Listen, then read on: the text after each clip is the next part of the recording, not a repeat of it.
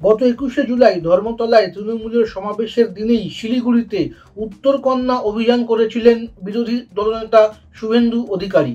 তা নিয়ে ধর্মতলার মঞ্চ থেকেই মমতা বন্দ্যোপাধ্যায় হুঁশিয়ারি দিয়েছিলেন, এরপর বিজেপির যে কোনো কর্মসূচির দিন তৃণমূলও পাল্টা কর্মসূচি নেবে। দলনেত্রীর সেই হুঁশিয়ারি মেনেই কৌশলে কোচবিহারে শুভেন্দু সহ বিজেপি বিধায়কদের মিছিল ঘিরে ফেলার সিদ্ধান্ত নিল তৃণমূল। ৫ই আগস্ট অর্থাৎ আগামী মঙ্গলবার কোচবিহার যাবেন শুভেন্দু।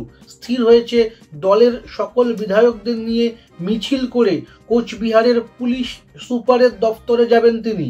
ঘটনাচক্রে এই কর্মসূচির ঘোষণাও সেই উত্তরকন্যা অভিযানের সময়ই করেছিলেন শুভেন্দু। এবার তৃণমূলও সেই মঙ্গলবারেই পাল্টা কর্মসূচির ঘোষণা করল।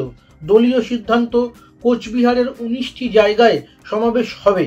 ঘটনাচক্রে শুভেন্দু সহ বাকি বিজেপি বিধায়কেরা এবং দলীয় নেতাকর্মী ও সমর্থকেরা যেসব রাস্তা দিয়ে কোচবিহারে প্রবেশ করবেন সেই সব রাস্তার মুখে তৃণমূলের সমাবেশ হওয়ার কথা। এর জন্য পুলিশ সুপারের কাছে অনুমতিও চাওয়া হয়েছে। অনেকের মতে শাসক দল কৌশলে এমনভাবে কর্মসূচি নিয়েছে যাতে পদ্মের মিছিল ঘিরে ফেলা যায়। এতে অশান্তি ছড়াতে পারে বলেই আশঙ্কা করা হচ্ছে।